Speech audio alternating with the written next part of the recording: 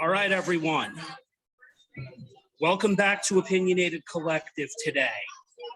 Good afternoon, Internet. I hope everyone's doing well this week and everyone had a good week. All right. Justin and I had a great conversation with our guest last week, and it was about gender-related issues to finish off that fun discussion. So this week, we're bringing two fun guests on this week. Guest number one is Katherine, and just so everyone in the audience understands this, Katherine's daughter and son and I all went to the same high school, so she knows the area that I live in quite well from her career in healthcare and financial services, if I remember correctly. That's accurate, right? That's accurate, but we grew up in a community that is a very rarity in the whole country because only 1% of the wealthiest people in the population live in that community. That doesn't mean you didn't know that, did you?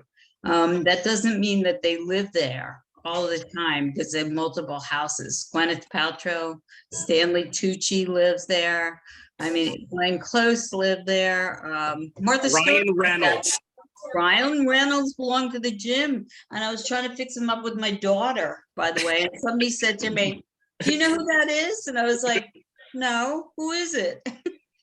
My mother, when she worked at the old Borders Books, which is now a vacant space within the Mount Kisco community, had Christopher Reeves. Yep. And I know you and her and my father all grew up on Superman. And one more little note, just so everyone understands this, and then I'll introduce Keenan.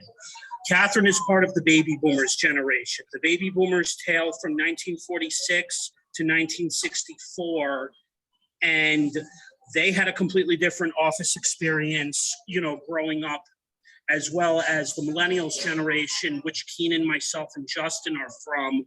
We grew up in the semi-beginning of, the whole 5-day-a-week office commute. So Katherine has a very long perspective. Keenan has a unique perspective, and Justin and myself have a unique perspective. So today's topic that we're going to discuss is as follows. It's basically going to be what the future of work is going to be. So when Katherine started in the workforce, much like my mother and father did, everybody did the long commutes. And actually, I just ran across an article today, about why many of the baby boomers generation in the very beginning, not a lot of them like this idea of, a hybrid or even a remote workforce. There are some people who are fighting this off. So in your long career, we're going to start with you, and then we're going to go around the table. Why do you feel a lot of the executive leaders today, since you were an executive yourself, are resistant to this idea? Resistant? I don't think they're resistant anymore. I worked remotely for Optum for way before everybody started working remotely. However, we did not have Zoom, so we didn't have, face-to-face like this. So, and the reason they didn't do that is because it was international, but it was throughout the country. I did the fraud. I was an executive in the fraud division of Optum. But prior to that, I worked at Mount Kisco Medical Group, which I had to be there on a daily basis. And I think what happened was, and I saw this transition happen, when people started saying we're going to have to work remotely because of the pandemic. A lot of people were saying, I'm not doing that. There's no way. I can't do that. I need the interaction. I need people around. I've been working with Optum and killing myself, working from like 8 o'clock in the morning till 6 o'clock. They keystroked us. They knew exactly when we were on and not on. If we walked away from our computer and our mouse wasn't moving, the computer would go down. Okay, so they knew immediately. I have staff at 8 throughout the whole country. But I can tell you honestly, and prior to that, I worked for Cigna Corporation. I didn't know where my staff was half the time. So I had to give them, they had to do a testimonial or attestation saying that they just didn't have just one job. Well, did they have other jobs, right? Well, every single one of my staff had another job. I couldn't find them. So I think they're bringing them back into the office for the reason that a couple bad apples spoiled the whole group. Well, that was the whole thing because I follow different YouTube channels, and what you just brought up was something that I believe executives have done for a bunch of years, but it was just not spoken about. Josh Fluke actually covers this on his channel where, for example, at a certain level, when you're in a corporate career, say you're an executive, for example, they can do one thing, but the rest of the staff can't do another thing. So he calls it out basically as kind of them being hypocrites, but we can't do the same exact thing sort of thing. So Justin, since you are a web developer and an Android developer yourself, how do you feel about what Catherine just said? Well, I mean, quite honestly, pre-pandemic, well, I mean, you were in person most of the time. Yes, remote work existed, but it's for like the chosen few. But then the pandemic hit, and it seems like everybody is like, okay, remote, you can work remote, or you don't need to work remote. But hint, hint, nudge, nudge, we want you in the office. Now, for me, in 2019, I took a job working at a Fortune 500 company. We were able to kind of form our own teams. I was kind of lucky. I was able to go remote 2 days a week and be in office 3 days a week. So I experienced hybrid, fully in the office, and now I'm pretty much do things remote now. Keenan, how about yourself when you started working? I've always been a unique position because I've been an entrepreneur since 2014, and I've always had a remote work staff. Our entire team has always been distributed in the different states in which we've worked and are also kind of garnered business. And so I understand that there is a pressure to get people back into the office because of exactly what Catherine said. Often organizations that have gigantic headcounts don't know where their staff is a lot of the time. And they do use technology that tracks keystrokes, activity on your computer.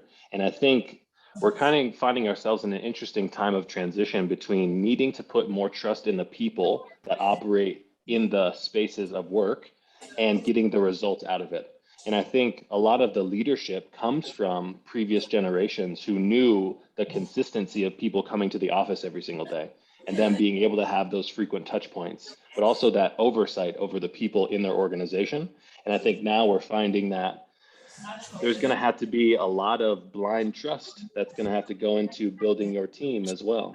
And I don't think that's a bad thing, but I do think it's a part of transition. I still think we're in the flux of that now by having organizations say it's mandatory for you to come back in. And now the team is asking themselves, why do I have to be there if I get my work done in a more comfortable environment? And I think it really comes down to that trust point. But it is on this, let me interject here. It's on the level of that team, right? You have the boss that's over everybody, and then you have the worker bees that I call the worker bees, right? And I'd like to know where they're at. If I have a problem with a higher up like project or something and I need them and I can't find them, it's mud on my face, right? It's pretty embarrassing. And I knew the people that were the really hard workers, and I knew the ones that took advantage of that. So I'm going to tell a quick story, and that's throughout the last decade, I worked mostly low-level retail, or what we now consider designated site jobs. Now, in healthcare, that's basically clinical staff. Clinical staff almost always has to be on site because, for example, nurses and MAs, that's understandable. Some doctor specialties can actually be remote on some level. Like, for example, I know nowadays through what I'm doing currently, tests within cardiology, within certain suites, that can be done without the doctor necessarily present, within the room. That's one example. I know in some healthcare organizations, you can have a remote call center, but they would prefer everyone on site because clearly they invest in a lot of space for this where people are on top of people, and it makes it easier for like department managers and the director of the department to be able to, manage people better. But in the organization that I currently work for, they do have remote workers as well. So there is flexibility. What I think going forward is that I think flexibility is going to be key now for anyone at any stage of their career, and that remote should stay. That's just me. So if it means somebody who's approaching 60 might need to, be on top of their remote workers, then that's going to be a needed managerial skill set that it wouldn't hurt for them to pick up. I don't know how the three of you feel about what I just said, but I'll hand it off to the three of you and see if you agree with what I just said. Well, I have to tell you, I did both just recently, right? I worked with a person hybrid. I had the person come here. She wasn't reliable enough to have her work remote. Basically, I had to show her exactly what to do and where to do it. And that cut time and made it more efficient for me. Because if I had to depend on her doing it, first of all, she showed up late all the time, right? Second of all, she didn't seem to get a good grasp of something that was a simple task and the importance for that, right? So that person, I would never have her work remote. I don't work with her anymore for that reason, because she would have an excuse every time on why she wasn't coming in. And if I had a person that was working remotely that I could say, hey, you clocked on at 8 o'clock, I can see you, and we're working together back and forth, then it would work. But Yeah. I'm just saying. I understand that, and I agree with that. I think remote work is going to have to depend on the person's work ethic, because not every worker is the same, and especially when you have some level of somebody in their early to mid 20s versus late 20s, and then you're looking at 3 people on this Zoom call who are all in their early, mid to late, and then just turned 40. The work ethic is all completely different, in this sense, when you're dealing with, the millennial generation, which your own 2 children are from. And then when we're dealing with what I call the new college graduates or Generation Z, they work differently. So, I completely respect, some of how they look at things, but then I also see that they're not going to be the easiest people to manage. That's the other, or lead in this situation. Well, I view this strictly as being I love to use the word accountability, right? Yeah. Establishing a high sense of accountability within your team is going to help you create that flexibility that everybody wants in their work schedule, in their work lives. And being able to be a leader that has the ability to communicate what the expectation is of your team, why it is important, like Katherine said, to complete the simple tasks, really is going to be a new style of leadership from my perspective. Because maybe when people were in the office before, you had the ability as a leader to kind of take your pedal off the gas, or your foot off the gas a little bit, and let the ecosystem kind of manage everybody and create that sense of accountability. But from my perspective, one thing that we do with our team is we are always looking to improve our communication. And so that means having early morning huddles where everybody goes over their tasks for the days, what we can expect from each other. And those type of activities really create that sense of accountability that at the end of the day gives you the flexibility that I think people are looking for. But that's a huge But is your challenge. team on the same level? Everybody's working on the same level. Everybody's pretty much working on the same level. But we have a hierarchy in the organization. We do a lot of different, task executive work. We bring the other team members into some of those conversations as well. But having that sense of accountability at each level in the organization, I think is incredibly important. And that's going to be a new landmark of, challenges that organizations are going to face moving forward. I think also when it comes to retail, I was looked at in some of my retail positions as a sort of leader myself, because I was, at one of my jobs, I'll use the Goodwill as an example.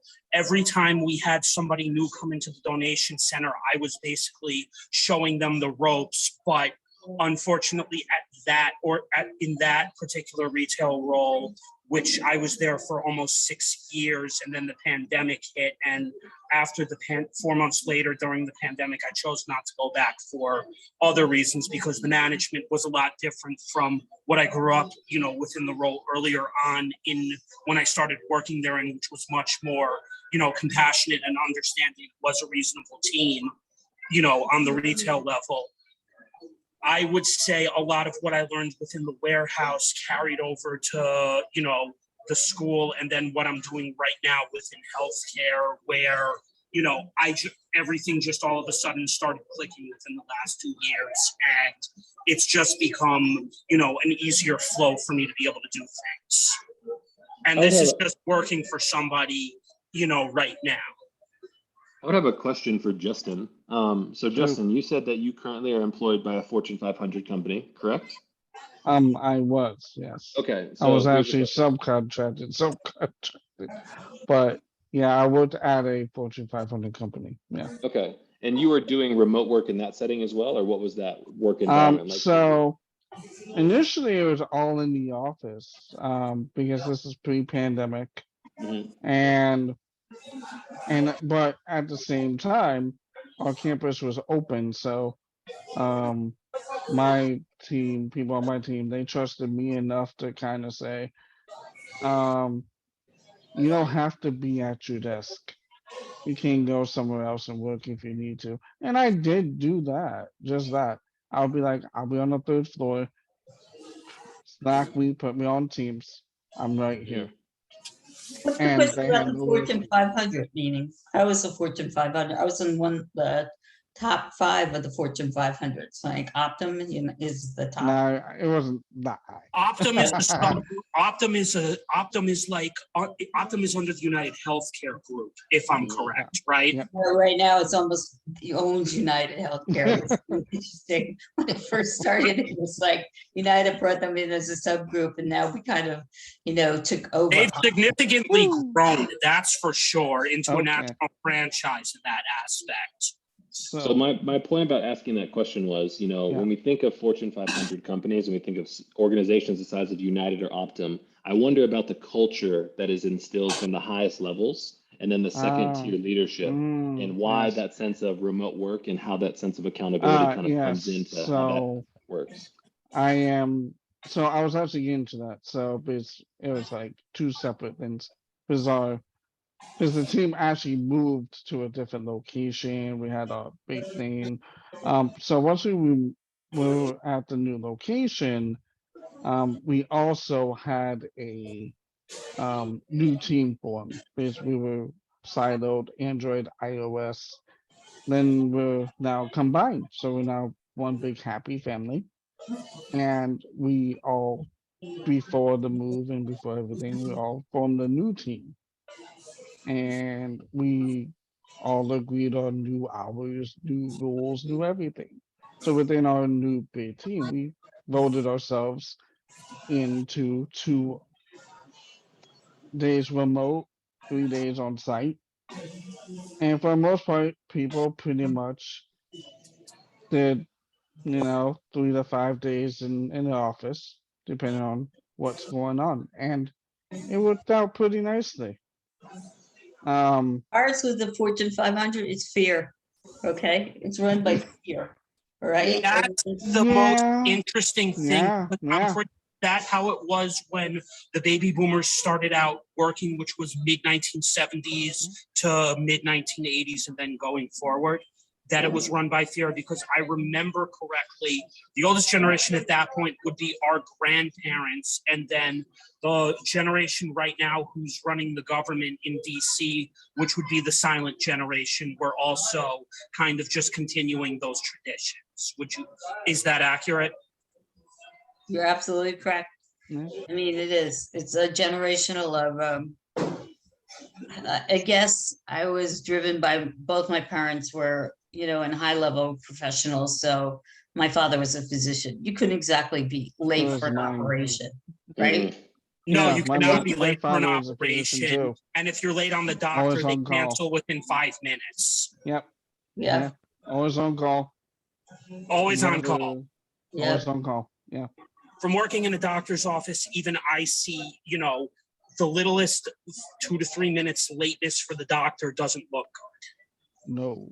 I heard somebody one time say, if, and it wasn't even in healthcare, right? They were working for, they were doing the development for Show the Glass Frontware of Oh, New York buildings, okay? They were developing those buildings of storefront, and it was assembly line.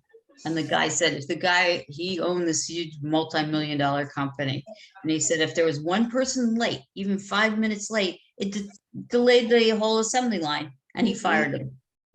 In football, believe it or not, Tom Coughlin, who ran the Giants for a period in Jacksonville in 2 different stints, was basically that military drill style type instructor. If you're 5 minutes, if you're on time if you're 5 minutes in the building before, you're late. So you need to at least be half an hour early, because that's kind of what you learn in sports at a ridiculously young age, which is the idea of being early enough for practice so you have the time to be able to kind of get in your routine before sports, but that carries over to, the workforce later on in life, which is that little hidden thing that not many people realize if you haven't played a sport. I think Yeah, there's it wasn't tremendous just about value in that. sports. It's just keeping the flow of the work production going, because you screwed up everybody else. You screwed up 100 people with that flow by being 5 minutes late. not 5 minutes late. Yeah. And it made a lot of sense when I heard it, because I thought it was harsh. I thought it was really harsh when he said it. He said, no, it's not. You're messing up everybody else's, time factors. Yeah, it's like unintentional consequences. Your lateness can equate to who knows what, and the business is trying to negate any unknowns. So they're like, okay, we need to know sequentially, or however the logarithm may be, what is going on, so that, hey, oh, this part you're late, well, we can't have that. That screws up this. Do you understand? Okay, great. Again, okay, sorry. I had a store Because manager. we need that. I had a store manager at Goodwill who actually traded on Wall Street for 30 years at Lehman Brothers before, and he left in 1996. And that was the whole mentality even back then with Bloomberg's generation, where especially from a stock trading perspective, you left early in the morning to get to your destination in the city, to downtown Manhattan, by the time the markets open. So basically, you either had to get on a very early train, like I discovered last year with needing to get to my office in the current company that I work for by 8:30, whereas now I still get to my office by 8:30, but the commute is closer. And this is a 5 days a week learning right now. Now, in the very beginning, I do agree that when you're coming into an organization, the younger generations are sort of correct right now. The youngest, that it's good to be in the office in the beginning stages, but I think eventually as you grow comfortable within the company and the role, I think remote work should, be offered on a hybrid basis. And then eventually when, as Katherine mentioned, you're comfortable enough, then you go full remote. Well, I also think, truthfully, that we met every probably quarter out in Minnesota with the Fortune 500. So we collectively would get to know who we were. I mean, visually seeing somebody, knowing how they operate or what they do, made a real impact on us. I mean, I worked there close to 5 years. I never met some of the people I even worked with, right? After that, all that time, but the high level executives were told to fly in every quarter so that we could interact with each other. And it was totally different than, doing. Oh, yeah, because United Healthcare is based out of Minnesota, where the corporate headquarters and the original foundation of it was, correct? And which part of Minnesota is United Healthcare from? They're at St. Paul's, they're in there, that part. It's like, they seemed to only fly us in when it was January, when the ice was coming. Yeah, that makes sense. Considering that part of the United States of America, which is very close to Alberta, Canada, I would imagine it is it's much But colder than I got to know them as people, and Midwesterners, being a New Yorker coming there. I mean, it was an eye opener for me. I mean, I was like, oh my God, they have ice fishing, they have bowling, all this stuff. That Yes. we were Yeah. like, all right, what is that? Okay. Yeah, Walleye. there Right? really is no replacement for that human interaction. No, there isn't. Me and my That was team have it. talked about that as well. And, there are times when we'll come together in person as smaller teams and we're like, this is so refreshing because you do Oh, miss yeah. the human You connection element of do. it. You really do. And so, my 2 cents on the whole remote work thing is a hybrid model makes sense all the time, just because Absolutely. of who we Mhm. are as people. You need that Yeah. connection. But I think kind of what you were talking about a little bit earlier, Ben, was, the role has to be appropriate to facilitate Agreed. remote work. One thing Yes, that I think is agreed. really Yeah, cool and about, unfortunately, with healthcare, not every role is going to actually Yeah. be remote, especially when you're dealing with clinical. That's never, on some level, the managers, especially if they're resident nurses, can go remote. I've seen it myself.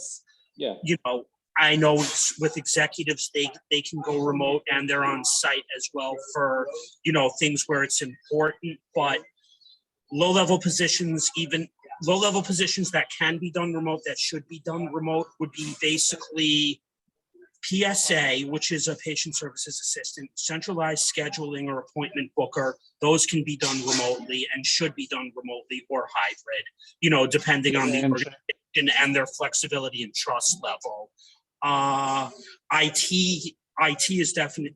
IT and what Justin does can be done remote, and whether the organization decides that it should be full remote is on the organization, but it could be done remote, especially with most of tech, and that's why I think more people are floating to tech nowadays. Okay, thank you. I think there's a lot of high. I do want to value say roles. something. Yes, go ahead. Oh, sorry. Now I want to jump in here because I am, yes, I am 40 right now, and I just went back to school online, and it's amazing and kind of scary at the same time. What young people in their 20s have to do now. They are definitely going to be more equipped than we were in terms of going remote. In fact, in some cases, they probably expect it for these reasons. Well, when we Still interacts, like the universities, they include Slack, Teams. They make you collaborate on a paper, remote, fully remote. Well, I'm also to I'm an collaborate. alumni of George Washington So- University. I run the mentoring program. So I do a lot of it on remote with the students. So I talk with them, teaching them with them.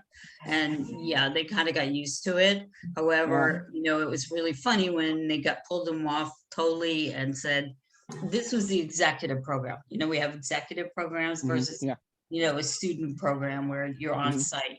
The arguments, oh my God, they weren't having the hands-on feeling of being there because they were being cheated out and they wanted their money back. And I know it's like my niece is one of them. And I was like, you got to give me a break. I mean, most people, students do work remotely, group-wise, everything like that. And it's fine. You have to stay up a little bit later. It is hard. I know because I did it.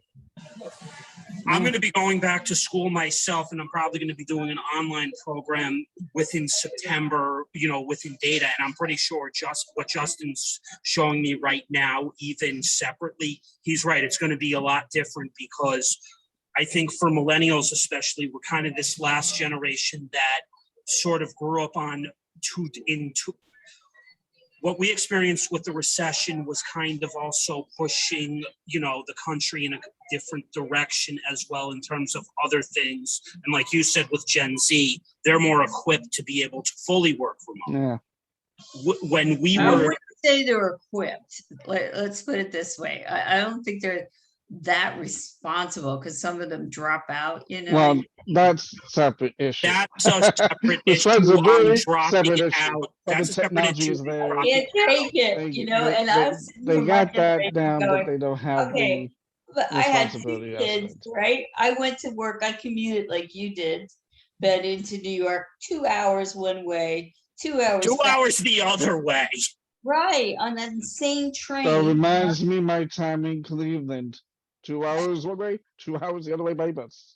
Fun But time. we all had that experience, and millennials, even as they're going into 31 and up, we still have the social skills that the previous generations value to be able to, Yes, adapt and be a bridge. Because most of us in our 30s did grow up like, like Katherine and my parents, basically, as you said, 2 hours one way, 2 hours the other way. Right now, for me, an hour and a half one way, an hour and a half the other way, but it's less time spent, going back and forth on transit. Yeah, I mean, I think it's just an identification of, a generation like Gen Z, for example, has been indoctrinated with technology their entire lives. Yeah, One of the best exactly. examples I think about is someone in Katherine's educational upbringing would think that textbooks were fundamental because of things that she engaged with her entire schooling career. Now we have a generation of people who don't even interact with textbooks. They expect them to be in a digital format. And so the How old are you experience of that making me? generation, I always did use anybody who text, is older all than right? me, anybody who is I older just sit there and I'm laughing. Older people, I live in Florida, right? That won't pick up a cell phone. You're like, come on, you can't break it, right? Thank you. All right. Yeah. Yeah, I mean, I right. learned mostly over computers. And like you were saying, here was another interesting factor which really irritated me. Okay, IT was based out of India. Most of our projects had to come out of India or the I Philippines. saw that, by the way. I saw a project that was fully outsourced to India while I was in this city. I'm like, wait, what? Yeah. But I'm not You know what? surprised. You know what they Nope. did though? They figured out the scheme. Like they would drop something Yes, on a they did. Friday, on Monday morning on a Friday when we were going to review it. They were gone out the door on that Friday, so we got delayed until a Monday till they got back in. That was a training, by the way, that we were sent last year during training. It was actually outsourced to India. I forgot which one it was, but I saw exactly what happened. I'm like, wow. But nothing pissed me off more than the Pacific Coast. I mean, now I'm working internationally, okay, with my company. And what happens? The Pacific Coast time thinks they're the only time. That's not true. I They're think 10 hours ahead. I'm like, hey, do you ever figure They're out like that 3 hours rules, 3 behind. hours. right? 3 Rules. Okay? hours. They can't figure out the difference. And I know we can exchange it over my schedules because I can do it either way. It'll adapt to that schedule. But they'll do it all over Pacific Coast time. I'm like, oh, you got But now when you look at Asia Cameron. being 10, 11 hours ahead of us, it's just not easy to be able to. Business becomes a lot different when you have to look at different time zones, like Europe and India, for example, are 5 to 6 to 10 hours ahead. Exactly 7. I was watching them come in, all right? So I knew exactly, but they would send out messages to the United States at 2 a.m. in the morning. I really pissed off one of my clients because he said, don't you bother doing that again at 2 a.m. And I was like, can you get the hours straight? That kind of conversion, that was a big trouble with the pandemic. We're not used to that at all. But the pandemic definitely complicated a lot of business for many different nations, that's for sure.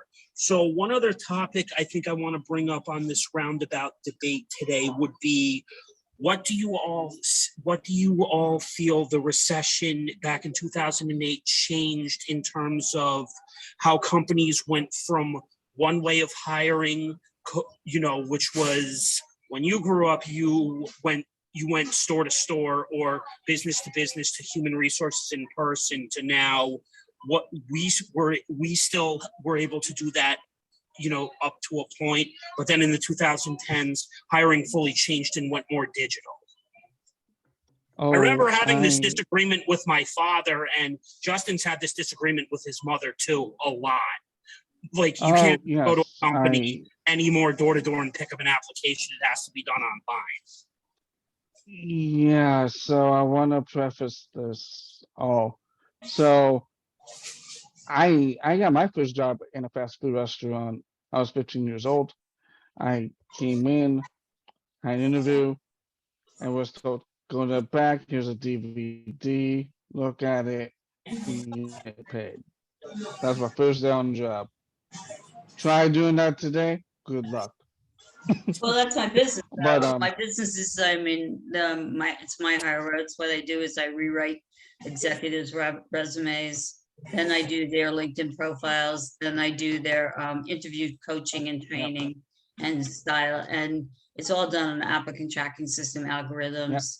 And to Yep. do that, to explain that to an older person, it's kind of, try it. it's entertaining. It's fun because It is. none of these people are 28 years old in a job. And I'm like, whoa, this is not a resume that would pass anything, but they're high level executives. They're like, Right. yeah, My father didn't understand, Catherine, who's also in the same age as you, the same group as you and my mom, but my mom understands it, that my level of being hired versus an executive are two completely different hiring processes. And that's because like you at, what you at your level, which is an executive is hired differently from somebody at the bottom. yes and no. I think what people neglect to know is networking is still very important. Yeah. That one I would agree with. I Yeah. mean, You have a person to talk to somebody, like getting to know you guys on the thing is much Yeah. more different than somebody submitting a piece of paper. Yeah, That's true. absolutely. I agree. Actually, well, and I now we have have a, something like this to be able to all get to chat like this about things like this. So this is just another, the digital networking. Yeah. I do like going to in-person events for networking, still being able to speak to, older executives and stuff like that. Like I did an event like that last year with one of the nonprofits where I live right now, the Westchester County Association, and it was fun to be able to be in person and talk with people from different industries. I kind of panicked when I had to go out with GW because I'm on their alumni and I had to, meet them after 2 years. I wasn't used, I had to train, do mock interviewing with the students there. It was very uncomfortable. Yeah. I think Catherine, I would love to know your opinion, Catherine, on kind of networking as it was prior to the pandemic, and then how much people have leaned into the digital networking aspect of getting to know people on LinkedIn, doing background research, having these calls. Do you think that it's been an equal trade, or do you think there's pros and cons to each? I'm actually interested to hear that myself. they have such a tough time talking over Zoom. It's amazing. They feel like they're put on the spot, like it's an interrogation. You really have to work hard with them. What I do is Zoom mock interviewing with them, so I can send them the mock interview and show them what they look like. And they'll be sitting there looking in the air, or they'll be fumbling, or they'll be going rocking their seat back and forth, or the fan will be going on in the back. And I'm like, do you realize I'm looking at your fan or what your background? So yeah, it's totally different. I mean, it's so much more difficult for them to be accustomed to a Zoom interview and to be thrown at that and to bring it in at a certain amount of time. All right, you have 40 minutes. They say keep watching the clock, all right, because you want to turn the interview around so that you have your opportunities to ask the questions that you want. They have an advantage, or a company does, over those people that they're interviewing. Oh yeah, and I will say this: in-person interviews were not always my best friend. I did do a little better once I finally started to be able to learn to get through the Zoom interviews. It took me probably before last June. I would say it took about 12 Zoom interviews before it just finally clicked. And then I just came across the right hiring manager, who just so happened to be a resident nurse. But it took about up to a whole decade of in-person interviews with a few good bones thrown along the way. And then when we started having to do the Zoom interviews, it probably took about 8 before I finally clicked with me. You And have to above make yourself very comfortable. You have to control the Zoom interview. And for instance, like some people, I'll give you an example, which I always, their hardest question that they have is, what's your weaknesses? All of a sudden they start telling me, I'm not organized, I don't prioritize. And I'm like, no, no. No, no, that's no, something anyone should ever admit. no. I watch them and I go So, like, this. They're just yeah. sinking, they're just melting. And I'm like, okay, we're gonna Yep. do that over again. Mhm. So Yeah. so in tech, because and I'll be honest with you, I get rejected like crazy. I'll admit it, because tech is ruthless. You want to do Zoom or Teams interviews? Check tap into a tech one, and it's ruthless. How You got so? live code I mean, I'd be challenges. interested because I do tech too. All right, I do SaaS programming and Well, so I do tech, so I know. Well, the quite thing very is well. that you have like live programming where you have to build an app on the spot. You have to Yeah. do a algorithm on the spot. Yeah. But not only that, they get to ask you anything under the sun. And it's like, oh, geez, crap. I forgot about that. So You get the it standard, took tell me a me about long yourself time question. to, yeah, like it's like, what do you do? How do you recover? And it's the idea of, okay, don't talk about something that you paint yourself into a hole. Oh, yeah, definitely. You Yes. can really say that. I It's say to huge. Took me people, forever to figure that one talk out. on the surface, because if they throw a test at you and you can't handle that test, Oh, you're, you're done. you Done. might as well say, I'm leaving right now, the interview's over. It's nice to meet you. And it's been nice talking to you. Have a great day. On the flip side, now on the flip side, I actually just had an interview the other day. And normally my interviews are usually pretty okay. They're about 45 minutes an hour, but this was only 30 minutes. But it's the opposite that happened. I actually got a referral based on a colleague in 2019 whom I worked with, I should say, at that Fortune 500 company who got bought out. And he WhatsApps me and says, hey man, like my entire team went kaput. We're hiring. Are you willing to do what an associate level? I'm like, yeah, I can assist you. Boom. And first interview, smooth. Why? Hey, Zoom interviews.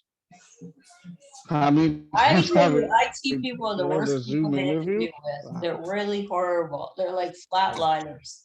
I've never seen anything Well, like that's the like thing, is they're kind of smile. forced us to lie. We're Yeah, I forced think to do it because it's like now I don't put anything on my resume that I haven't at least looked at and worked with or did something along those lines, but I've seen actually I've had my LinkedIn profile copied. I saw that happen once. It's fun, yeah, and people connected, but that's besides the point. The point is you want if you can see non-tech people see what tech people go through for like a junior level position. Yeah, it's terrible. It is pretty terrible. But I just don't It's lie about what you brutal. can't do. Exactly, because and that was Oh, one yeah, thing that don't my lie mother when you can't do. always Number emphasized one, to me. Don't ever lie on a resume, no matter what you're applying. and it's way too easy to do in tech. Way too easy, and people overestimate so badly on what they know in tech. They really do. So I'm just like, as you go on my website and look at my resume, looks great. Well, I actually did those things. And I've seen your coding projects. So one more course. thing, I'm just gonna Half of it's one more trash. little small thing I'm just going to bring up is I'm going to read something from the article just to close this off. And basically, this is going to be the close for remote work today. The dilemma was painfully clear. Should they force to return by threatening to fire them, as Elon Musk recently did, strongly urge them to return? Wall Street bosses such as David Solomon, or take the same route as Tim Cook of Apple, who initially demanded curbs on remote work but was forced to compromise. So basically, to finish the episode off, how do you all see remote work going into the future? Do you see all in office surviving, or do you see hybrid or remote now becoming a bigger thing? Because unfortunately, a lot of these companies still are very invested in certain real estate, especially in pricey markets. For example, Apple has a lot of real estate. Microsoft has a ton of real estate. Goldman Sachs is still heavily invested in real estate. And last but not least, even Tesla's invested in real estate. I think remote work is here to stay. I think it is going to be a hybrid model moving forward out of necessity or sometimes a forced hand, because each individual, the executives and the team now have leverage. Moving forward, I think it's going to be a big process of evaluating what is the appropriate role that can execute remotely. When you're talking about, eliminating people from Tesla and organizations like that, high human capital, intensive hands-on work, things like that, you're going to have those people come back into the organization. But I think Tesla's a unique organization as well, because they're always looking to become more efficient. And that means sometimes eliminating processes. That means eliminating teams. It means becoming as, lean and mean as possible to execute on their vision.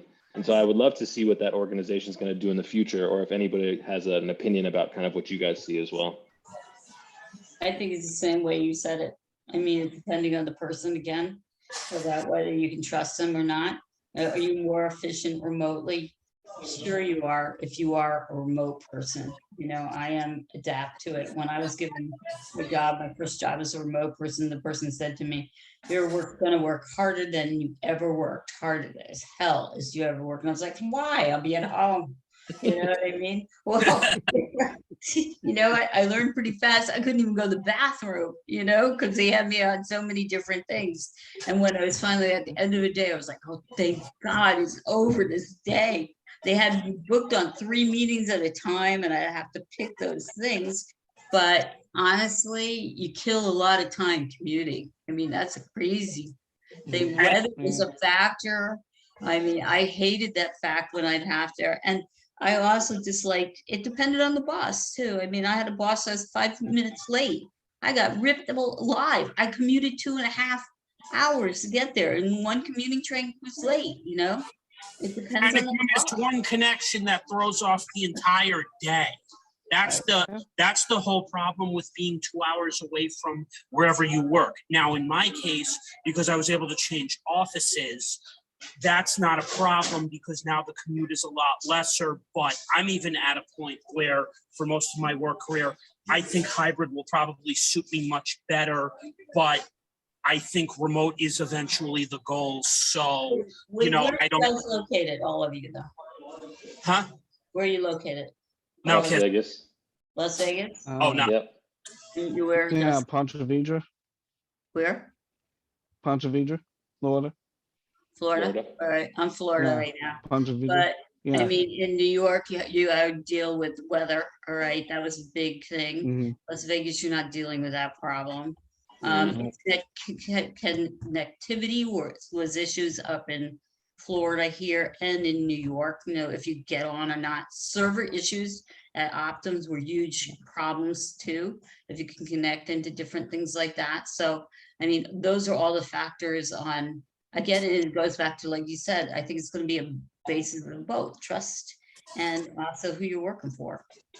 I will never Yeah. work for a tyrant again in my life, it won't Yeah. give me some slack. Mhm. No one likes Well, working yeah. with a control freak. I've had a couple, and I'm going to end on this. The one industry which I think you really need to start losing the control freaks in is retail, because unfortunately, thanks to Amazon, retail is very largely changing now to, there's probably not going to be as many, especially up in this area. A lot of the classic retailers have really gone out of business. Just within my own county, Kmart where I am right now, where we're on this recording, Kmart went out of business very recently. You had Walmart leave White Plains. Many big retailers minus Target have left the area. Mostly due to other factors, but that just gives you an idea of what Amazon has done to the retail sector, to the point where I think you're going to have a new management approach and new leadership approach within retail for that industry to even retain people, because most people like myself basically just left retail because the pandemic allowed the time for it. So on that note, Catherine and Keenan, One other thing though, you gotta worry about if you work totally remote is mental health. Absolutely. absolutely. Absolutely. Oh, absolutely. Some people. Yeah. Catherine, one of the And- biggest things that And I've I always just struggled want to with chime in in my, real quick. Oh, sorry. no, you're good. Go ahead. Yeah. So I was just gonna hop back. So like future of work real quick. So it's gonna be a dependent upon the situation. Remote work, yes, that's gonna stay. Hybrid, that's gonna stay. It's gonna depend on the people, the team, everything. Policy, they may just have random policy saying, hey, everyone comes in at least 5 days a quarter or whatever. But ultimately, mental health is going to be a big deal. How you craft those policies, huge. It's got to be how it's going to be crafted, and each organization is going to be different. Well, Catherine, I would like to know personally, one of the biggest differences that I've noticed in being an entrepreneur and working remotely was the inability to turn it off at nighttime. Because you're consistently on your device and you're accessible, it seems like you're always in work. And I think that was a huge component of people's burnout over the last couple of years. Is now that I'm at home, I don't have the drive home, which honestly in itself is kind of a detachment exercise, to be able to go through traffic, shut it off, leave work at work. And so mental health is always going to be a challenge that we're going to deal with now that you have hyper connectivity.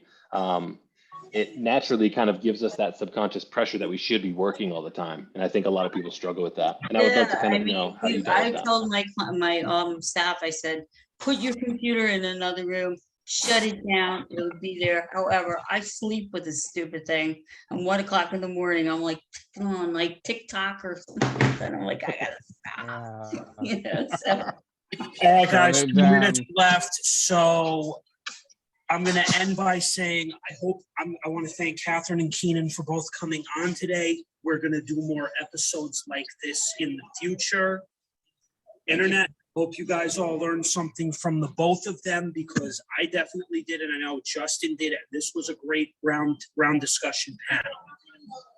Have a good week, everyone. And are you gonna put this on LinkedIn? yes, this will be going on LinkedIn. It will, after he and I load it to my YouTube channel, I'll be putting it up. So I'll let both of you know when it's going to go up. All right. Sounds great. Thank you All so right. much. Nice meeting all you guys. All right. Very nice You to meet too. you guys. Nice right, meeting you all. guys. All right. All right. Bye bye. Bye-bye. All right, guys, let's hop on the